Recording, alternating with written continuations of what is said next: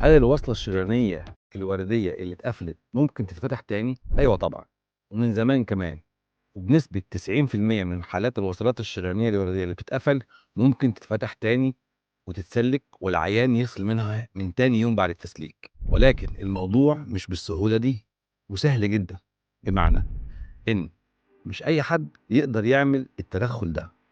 لإنه محتاج احترافية في العمل شوية، وده كان بحث عملته في سنة 2012 وكنت من أوائل الناس اللي في مصر اللي اشتغلت على الموضوع ده، وده كان عنوان رسالة الدكتوراه بتاعتي، إزاي نقدر نسلك الوصلات الشريانية الوردية؟